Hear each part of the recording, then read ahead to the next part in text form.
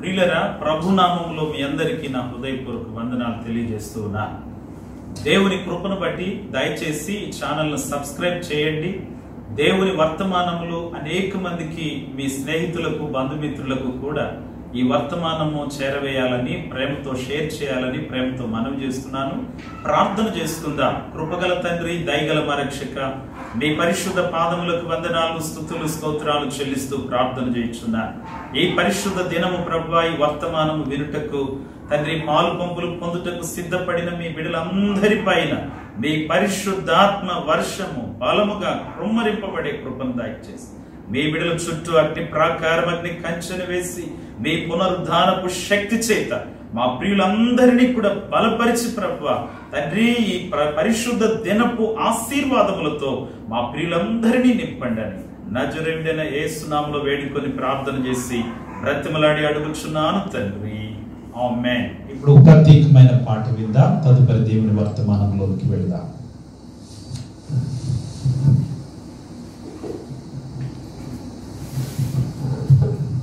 జీవనదిని నా హృదయములో ప్రవహింపచేయుమయ్యా, జీవనదిని నా హృదయములో ప్రవహింపచేయుమయ్యా, శరీర క్రియలన్నీయు నాలో నశింపచేయుమయ్యా, శరీర క్రియలన్నీయు నాలో నశింపచేయుమయ్యా, జీవనదిని నా హృదయములో ప్రవహింపచేయుమయ్యా, జీవనదిని నా హృదయములో ప్రవహింపచేయుమయ్యా, బలహీన సమయములో నీ బలము ప్రసాదించుము,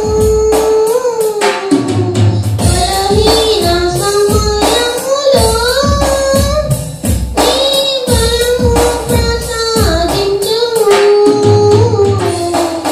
జీవనదిని నా హృదయములో ప్రవహింపచేయుమయ్యా, జీవనదిని నా హృదయములో ప్రవహింపచేయుమయ్యా. యెషయా గ్రంథము 57వ అధ్యాయము 15వ వచనంలో రాయబడినటువంటి మాటను మనం చదువుదాం. మహాగణుడును మహోన్నతుడును పరిశుద్ధుడును నిత్య నివాసి అయిన వాడు ఈలాగు సెలవిచ్చుచున్నాడు, నేను మహోన్నతమైన పరిశుద్ధ స్థలములలో నివసించువాడను, అయినను వినయము గల వారి ప్రాణమును ఉజ్జీవింపచేయుటకును, నలిగిన వారి ప్రాణమును ఉజ్జీవింపచేయుటకును, వినయము గల వారి యొద్దను దీన మనస్సు గల వారి యొద్దను నివసించుచున్నాను. దేవుని నామానికి స్తుతి కలుగును గాక. వినయము గల వారి యొద్దను దీన మనస్సు గల వారి యొద్దను నేను నివసిస్తున్నాను. ఆత్మస్వరూపి అయిన దేవుడు మనలో నివసించుచున్నాడు గాని ఆయన చూడండి, మన పక్షమున కార్యములు చేయుచు మనలను రక్షించి మనలను కాపాడి మనకు సహాయము చేయుటకు ఆయన సిద్ధముగా ఉన్నాడు.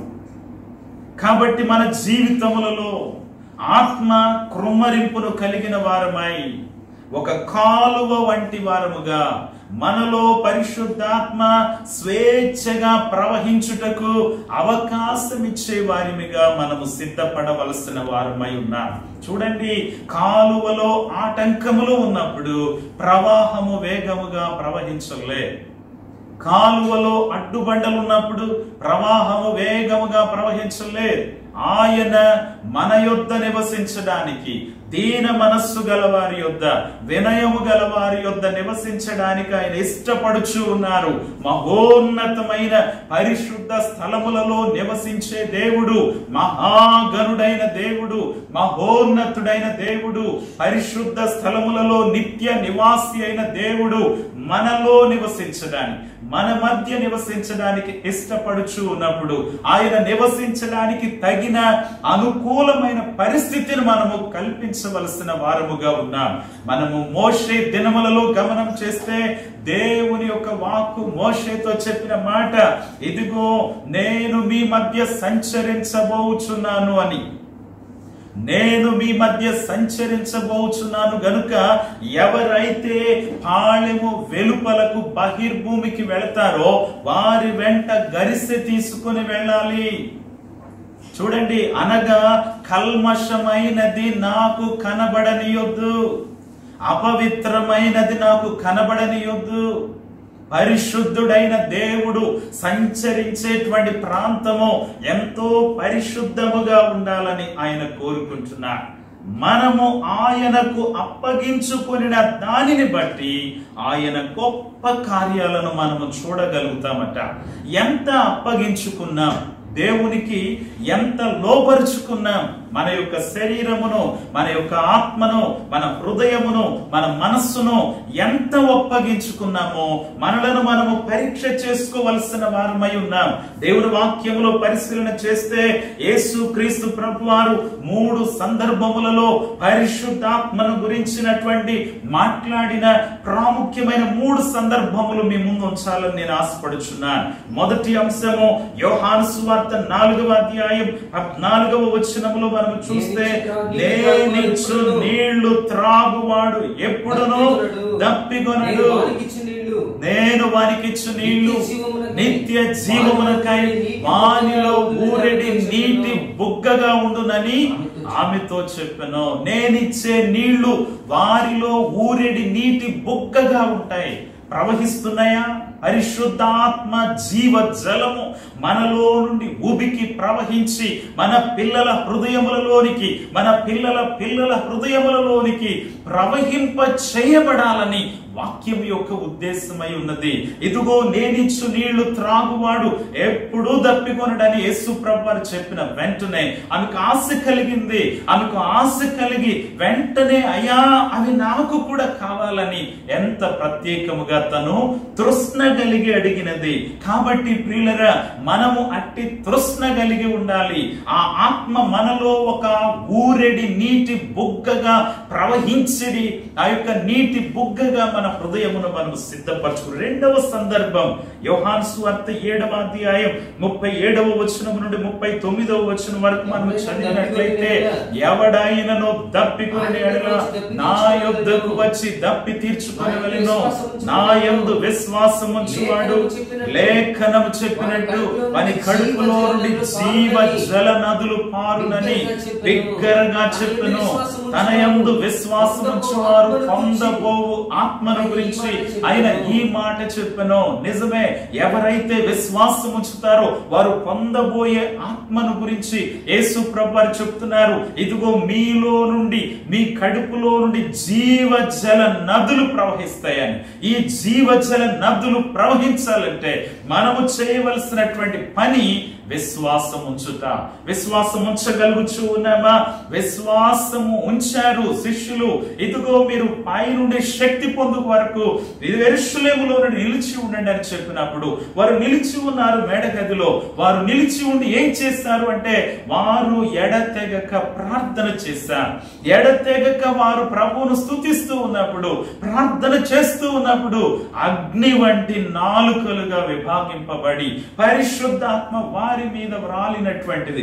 3వ అంశమును మనం చూద్దాం. యోహాను సువార్త 20వ అధ్యాయం 22వ వచనములో వ్రాయబడినటువంటి మాట, ఆయన ఈ మాట చెప్పి వారి మీద ఊది పరిశుద్ధాత్మను పొందుడి, వారి మీద ఊది పరిశుద్ధాత్మను పొందుడి. కాబట్టి ప్రియులరా, దేవుని వాక్యం సెలవిస్తున్న మాట, యేసు ప్రభువారు మహిమ శరీరంతో లేపబడినప్పుడు భయపడుతున్న శిష్యుల మధ్యకు వచ్చి వారి మీద ఊది పరిశుద్ధాత్మను పొందండి, పరిశుద్ధాత్మను పొందండి. ఈ రోజున కూడా దేవుని ఆత్మ నీలో ఉబికిడి ఓటగా ఉండాలని ఆశపడుచున్నది. స్తబ్దుగా ఉన్నదా దేవుని ఆత్మ, లేక ప్రవహించేదిగా ఉన్నదా దేవుని ఆత్మ మనలో?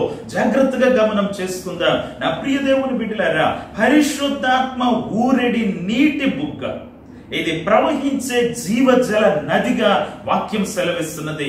మొదట పరిశుద్ధాత్మ అనే నీటి బుగ్గను మనము కలిగి ఉంటే అది ప్రవహించే నదిగా మారిపోద్దంట. ఒక నీటి బుగ్గగా పరిశుద్ధాత్మను మనం కలిగి ఉన్నప్పుడు అది ప్రవహించేటువంటి నదిగా మార్పు చెందుతుంది మనలో. అట్టి నీటి బుగ్గను మనము కలిగి ఉన్నామా, లేక పూడిక పడిపోయిన బావి లాంటి భక్తి చేస్తున్నామా?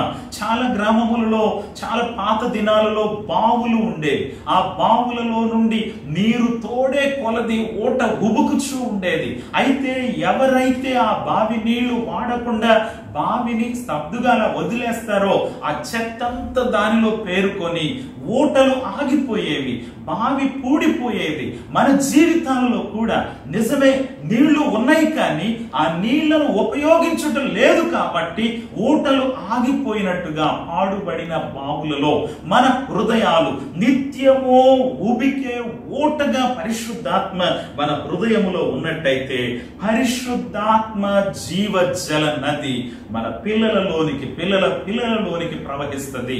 ప్రియులరా, ఈ దినము పరిశుద్ధాత్మను ఆటంకపరిచే శరీర కార్యములు ఏంటో మీ ముందు ఉంచాలని నేను ఆశపడుచు ఉన్నాను. పరిశుద్ధాత్మను ఆటంకపరిచే బలహీనతలు: నంబర్ 1 ద్వేషము, నంబర్ 2 భయము, నంబర్ 3 నిమ్నతతో కూడిన స్వభావము, నంబర్ 4 దోషారోపణ చేయు మనస్సాక్షి. 4 అంశములు మీ ముందు ఉంచుచు ఉన్నాను. పరిశుద్ధాత్మను ఆటంకపరిచేటువంటి బలహీనతలు, శరీరమైనటువంటి బలహీనతలు. ద్వేషము. నా ప్రియ దేవుని బిడ్డలారా, మత్తయి సువార్త 6వ అధ్యాయము 14-15 వచనాలు చదువుకుందాం. మత్తయి సువార్త: మనుషుల అపరాధములను మీరు క్షమించిన యెడల మీ పరలోకపు తండ్రియు మీ అపరాధములను క్షమించును. మనుషుల అపరాధములను క్షమింపకపోయిన యెడల చూడండి, దేవుని ఆత్మ కలిగిన దావీదు గొప్ప కార్యములను జరిగిస్తూ ఉన్నప్పుడు అతడు వాయిద్యం వాయించుచూ ఉండగా, నా ప్రియ దేవుని బిడ్డలారా చూడండి, దావీదును సౌలు ఎప్పుడైతే ద్వేషించడం ప్రారంభించాడో అభిషేకము కలిగిన రాజైన ఆయనలో నుండి దేవుని ఆత్మ విడిచిపెట్టేస్తుంది. ఒక నిజమైన దేవుని బిడ్డ మీద ద్వేషం పెట్టుకున్నప్పుడు తన మీద ఉన్న దేవుని ఆత్మ విడిచిపెట్టి వెళ్ళిపోయి, ఎవరిని ద్వేషిస్తున్నావో, అభివృద్ధి చెందుతున్న దైవజనుల మీద ద్వేషం కలిగి ఉన్నావేమో, గొప్ప సంఘములు కలిగిన దైవజనుల మీద ద్వేషము కలిగి ఉన్నావేమో, ఏదో ఒక రీతిగా ఆటంకము కలిగించాలని ప్రయత్నం చేసిన ఆత్మ ప్రవాహముగా ప్రవహించుచున్న సంఘాలను గురించి ఎన్ని వ్యర్థమైన మాటలు నీవు మాట్లాడి ఉపయోగం లేదు. ఆత్మ లేని వారు ఇతర సంఘాలలో ఉన్న లోపాలను ఎత్తిపట్టి చూపడానికి ప్రయత్నం చేస్తారు.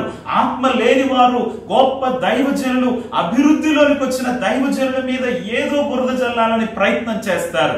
నా ప్రియ దేవుని బిడ్డలారా, ఆత్మ కలిగిన వారమై ద్వేషమును తీసివేసుకోవాలి.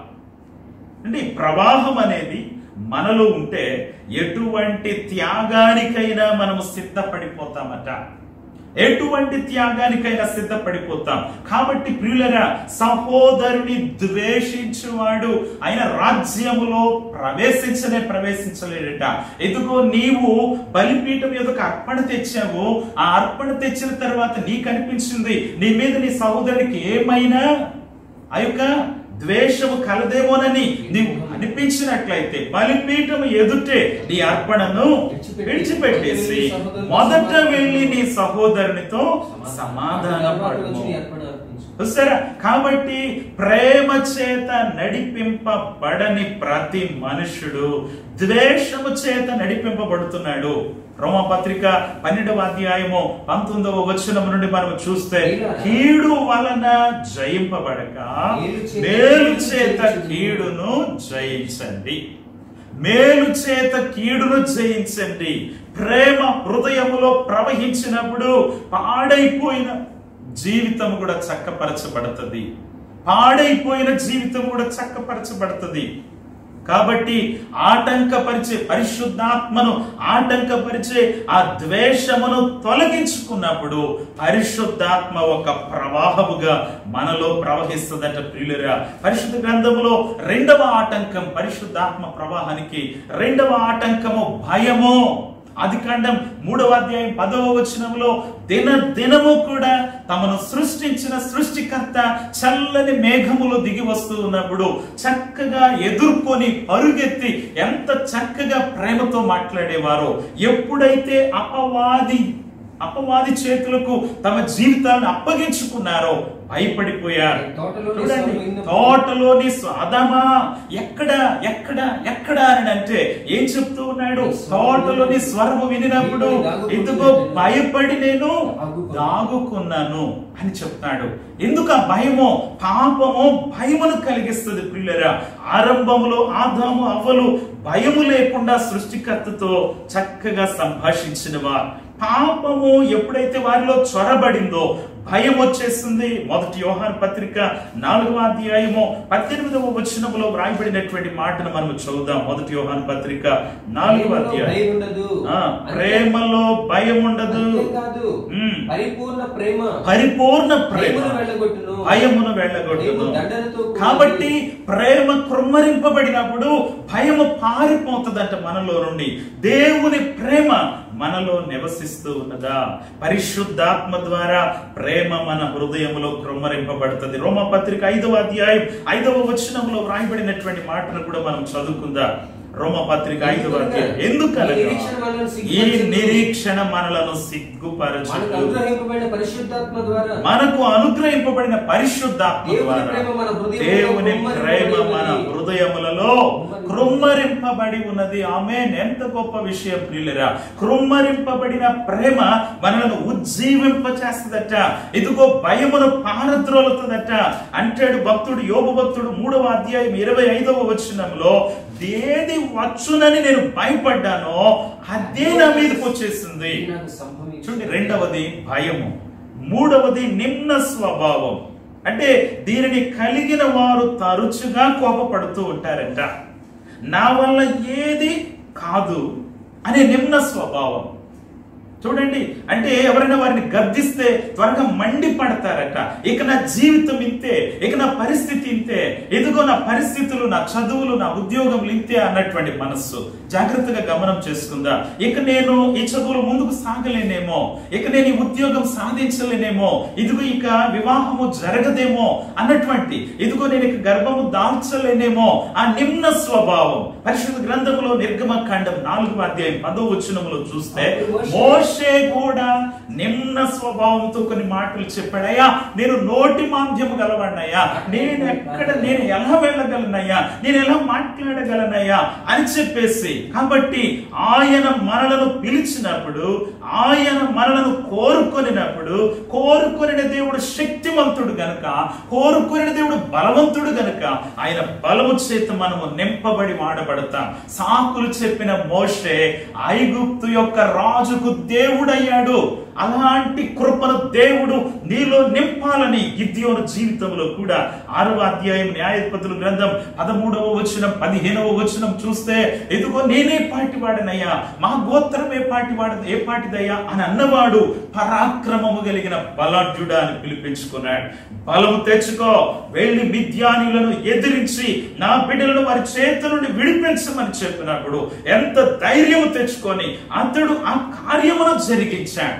యెషయా ఆ యొక్క పెద్ద ప్రవక్తలలో మొదటివాడు. అయినా కూడా యెషయా అన్నాడు, అయ్యో నేను అపవిత్రమైన పెదవులు కలిగిన వాడనే అని చెప్పి. అప్పుడు కార్యం జరిగింది. బలిపీఠము క్రింద నుండి కారుతో ఉన్న నిప్పు తీసుకొని వచ్చి ఎప్పుడైతే నోటికి తగిలించడం జరిగినదో ప్రియులరా, అప్పుడు అపవిత్రత యావత్తు కూడా. కాబట్టి ఏదైతే నీ జీవితం యొక్క ఎదుగుదలకు ఆటంకముగా ఉన్నదో అట్టి ఆటంకమును తొలగించేస్తుంది దేవుని యొక్క ఆత్మ. నీ జీవితం ఆయన చేతుల్లో పెట్టినప్పుడు, నీ బ్రతుకును ఆయన చేతుల్లో పెట్టినప్పుడు, పరిశుద్ధ గ్రంథం అన్నది ఇర్మియా గ్రంథము 1వ అధ్యాయం 6వ వచనములో, నేను బాలుడనయ్యా, నేను ఎలాగ వెళ్ళగలను అని చెప్పినప్పుడు, ఇదిగో నిన్ను ఎలాగ చేయబోతున్నాను అంటే ఇత్తడి తలుపులు వంటి వారిగా, ఇదిగో నేను వెళ్ళు, జయమును ప్రేమిస్తాను, ఎక్కడికి వెళ్ళినాను, ప్రాకారం కలిగిన పట్టణం, ఇనుప స్తంభముగా, ఇత్తడి గోడగా ఉన్నట్లు ఈ దినమున నిన్ను నియమించాను. దేవుని కృప అమితమైన కృప నీ ఎడల శ్రేష్టమైనదిగా ఉన్నది. భయపడవద్దు ప్రియ సహోదరి, భయపడవద్దు ప్రియ సహోదరుడా. తరువాత 4వ అంశము, పరిశుద్ధాత్మ ప్రవాహానికి ఆటంకముగా ఉండే 4వ అంశము దోషారోపణ చేసే మనస్సాక్షి అంట. 1 యోహాను పత్రిక 3వ అధ్యాయము 21-22 వచనములలో, ప్రియులరా మన హృదయము మన యందు దోషారోపణ చేయని యెడల దేవుని ఎదుట ధైర్యము గలవారమై ఉంటాము. మన హృదయం మన ఎదుట దోషారోపణ చేయకపోతే దేవుని ఎదుట మనం ధైర్యముగా ఉంటామని చెప్పి వాక్యం సెలవిస్తుంది. దోషారోపణ మోపేది ఎవరు? అపవాది. ఆ అపవాదిని తన పాదముల క్రింద శీఘ్రముగా చితకదొరొక్కించేసిన దేవుడు, క్రయము చెల్లించేసిన దేవుడు, మనతో దానికి సంబంధం లేకుండా చేసిన దేవుడు. దేనికి భయపడుతున్నావో, దేనికి అధైర్యపడుతున్నావో? ఈ 4 ఆటంకములు పరిశుద్ధాత్మ మనలో ప్రవహించకపోవడానికి, ఈ 4 ఆటంకములు ఏవైతే ఉన్నాయో, ఈ 4 ఆటంకముల నుండి మనము విడుదల పొంది ద్వేషమును తీసివేసుకొని, భయమును తీసివేసుకొని, నిమ్న స్వభావమును తీసివేసుకొని, దోషారోపణ చేసే హృదయాన్ని తీసివేసుకుంటే వాక్యం అంటుంది 1 యోహాను పత్రిక 1వ అధ్యాయము 9వ వచనంలో, మనము ఆయనతో అన్యోన్య సహవాసము కలిగిన వారమవుతామంట. ఆయన వెలుగులో ఉన్న ప్రకారము మనము కూడా వెలుగులో నడిచిన యెడల మనము అన్యోన్య సహవాసం కలిగిన వారమవుతాం. అప్పుడు తన కుమారుడైన యేసు రక్తము మన పాపముల నుండి మనను పవిత్రులనుగా చేసేస్తుంది. అంతే, మన పాపం నుండి మనం పవిత్రులుగా చేసేసింది యేసు ప్రభు వారి రక్తం. ఒకే బలిగా మన పాపములకు ప్రాయశ్చిత్తం జరిగిపోయి. అధైర్యపడుతున్నావా? అవిశ్వాసంతో ఉన్నావా? పాపము వైపు కాదు, నీ కొరకు సిద్ధపరిచిన రాజ్యము వైపు మనము సిద్ధపడవలసిన వారమై ఉన్నాం. మీకా గ్రంథము 7వ అధ్యాయము 19వ వచనములో వ్రాయబడినటువంటి మాట మీద కూడా మనం దృష్టి పెడదాం. మీకా గ్రంథం 7వ అధ్యాయము 19వ వచనములో, మరలా మన యందు జాలిపడును, మన దోషములను అణిచివేయును, పాపములన్నిటినీ సముద్రపు అగాధములో పడవేస్తాను అంటున్నారు. కాబట్టి అధైర్యపడొద్దు, అవిశ్వాసం తెచ్చుకోవద్దు. దేవుని ఆత్మ ఊరెడి నీటి బుగ్గగా నీ హృదయములో నుండి ప్రవహించడానికి అవకాశం ఇవ్వు. ఆ ఆత్మ నీకు బోధిస్తుంది, ఆ ఆత్మ నిన్ను బలపరుస్తుంది, ఆ ఆత్మ నీ పక్షాన ప్రార్థన చేస్తుంది. ఉచ్చరింప శక్యము కాని మూలుగులతో మన పక్షమున ప్రార్థన చేసే ఆ ఆత్మ మనలో ఉబుకుచూ ఉన్నప్పుడు మనం మౌనంగా ఉండలేం. కాబట్టి ఆత్మ కలిగిన వారిగా అబ్బా తండ్రి అని మొరపెట్టేటువంటి ఆ కుమారుని యొక్క ఆత్మను, స్వతంత్రమైనటువంటి ఆత్మను మనము కలిగి ప్రభు యొక్క సన్నిధిలో ఉజ్జీవింపబడదాం. ప్రార్థన చేసుకుందాం. కృపగల తండ్రి, దయగల మరక్షక, ఈ వర్తమానమును ఆలకించిన మీ బిడ్డలందరి మీద కూడా మీ పరిశుద్ధాత్మ కృమ్మరింపు బలముగా జరుగుటకు సహాయం చేయి. ఎవరు ఆత్మకు దూరముగా ఉండనియొద్దు ప్రభువా. పరిశుద్ధాత్మ శక్తి బలముగా మీ బిడ్డలను సంధించడానికి సహాయం చేయి. అలనాడు ప్రభువా కొర్నేలి ఇంటిలో పేతురు సిలువ వేయబడిన క్రీస్తుని గురించి ప్రకటించినప్పుడు ఏ రీతిగా అక్కడ ఉన్న వారందరి మీద పరిశుద్ధాత్మ కృమ్మరింపు జరిగినదో, ఆ రీతిగా గృహములలో ఉండి వాక్యము వింటున్న ప్రతి బిడ్డ మీద కూడా మీ ఆత్మ కృమ్మరింపు జరిగి ప్రతి ఒక్కరి కన్నులు తెరవబడి ప్రభువా మీ రాజ్యము యొక్క శక్తిని, బలమును అనుభవించేటువంటి కృపను దయచేసి వెత్తబడిన మాటలకు ముద్ర వేసి అనేక హృదయాలకు ఈ వర్తమానము ఆశీర్వాదకరముగా, ఆదరణగా, దీవెనగా ఉండటకు సహాయం చేసి బలహీనులను బలపరచండి, రోగులైన వారిని ముట్టి స్వస్థపరచండి.